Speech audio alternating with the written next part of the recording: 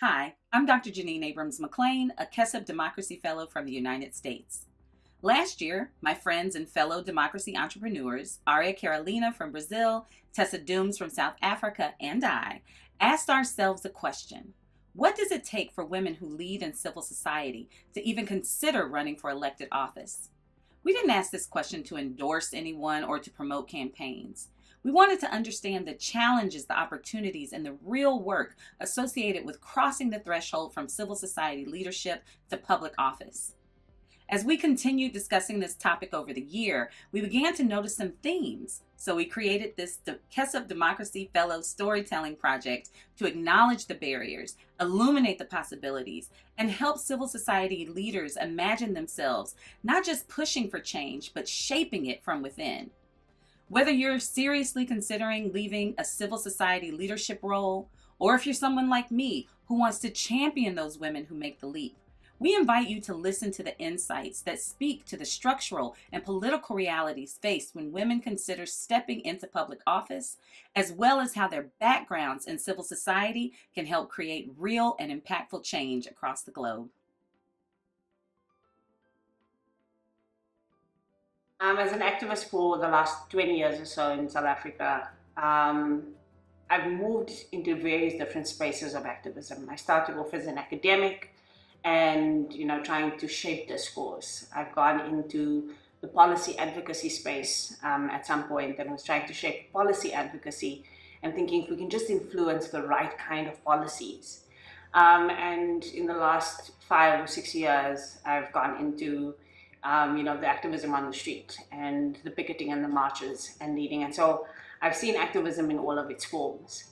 And I've still come to the conclusion that we are still a country in South Africa, and I think this is becoming globally true, that is demobilized, that we are not organized enough, that we're not mobilizing enough, and that we're not building real power. E depois de um período de volta à sociedade civil, quando eu concluí o mandato de deputada federal no Congresso, eu decidi que quero retomar essa minha atuação e, entendendo o momento político que o Brasil atravessa também, é uma necessidade que lideranças como eu estejam dispostas e com condições de fazer essa disputa. Por isso também a minha decisão de ocupar o Senado, que é uma instituição que está na mira da extrema-direita no Brasil pelo seu papel institucional em relação ao equilíbrio dos poderes democráticos, algo que está fortemente ameaçado por esses grupos conservadores e de ódio que têm trabalhado para corroer a democracia por dentro das instituições. Então me sinto também com um chamado de responsabilidade, mas acima de tudo com um desejo de continuar colocando essa minha vocação, essa minha energia à disposição do fortalecimento das lutas que eu defendo.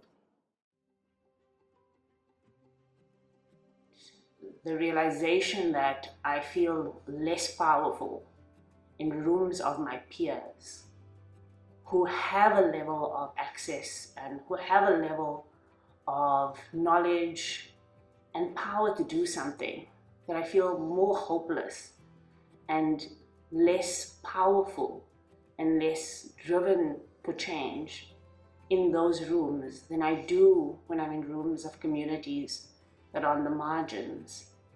Is part of the reason why I have to start to think much more intentionally about whether or not the civic space is the best place for change.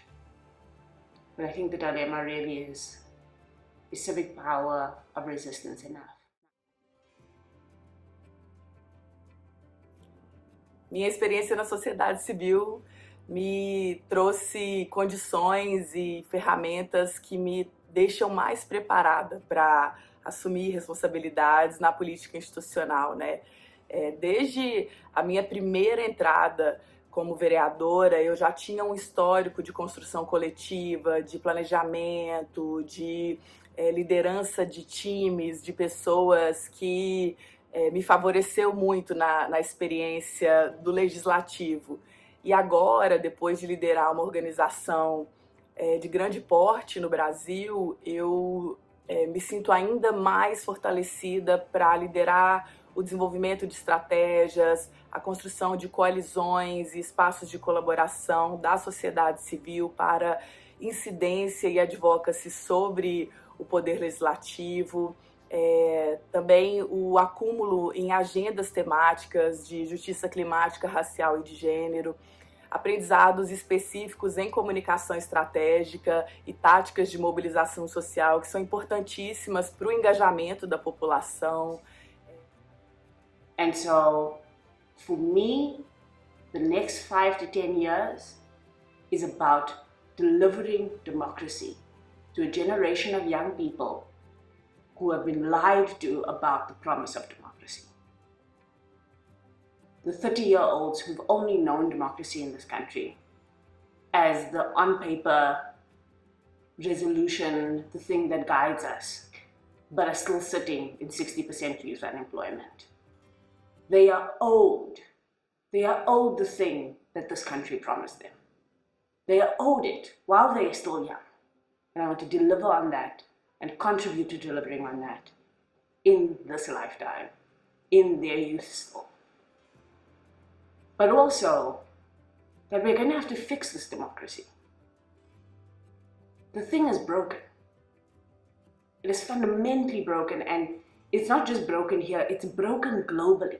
You're going to have to not fight for the power to be in the seats and occupy the same system, but fight for the power to be in the seats to transform the system.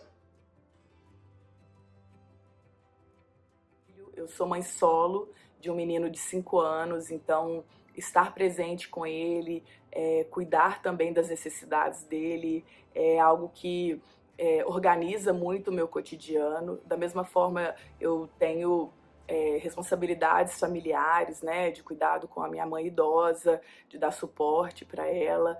E além de tudo isso, né, de ter um ambiente seguro, de bem-estar, de saúde mental, de atividades físicas, eu preciso me manter financeiramente. Eu não tenho uma herança, eu não tenho uma reserva financeira significativa para me manter por mais de um ano sem uma fonte de renda.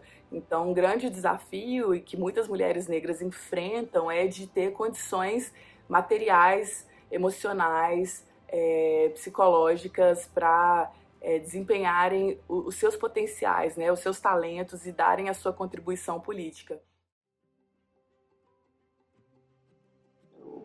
I'm not the rule when it comes to the majority of young people in the city that I'm from.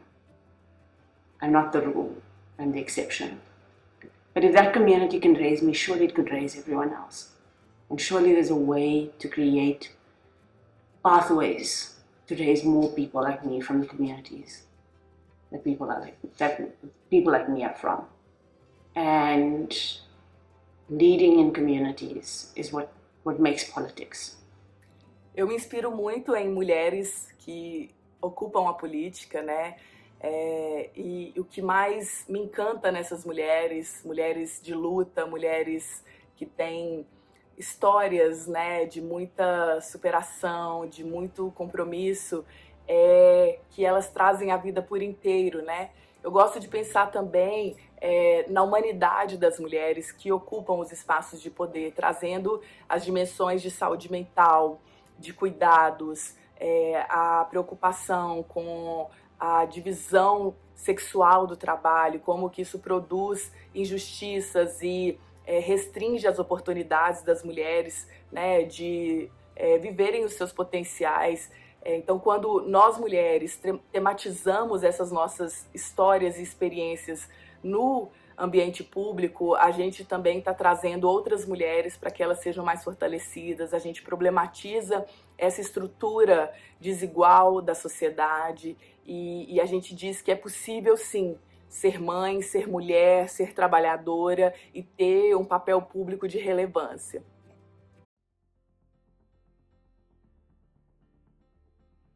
As these conversations have shown, the path from civil society to public office is not simple. It's full of real barriers, real questions, and real possibilities. And it's a path that more women are beginning to imagine for themselves, especially as democracy is being attacked across the world. If these stories help even one woman leader feel more informed, more supported, or more seen as she considers her next step, or if it helps one community think differently about how to lift up its leaders, then this work matters. Thank you for listening.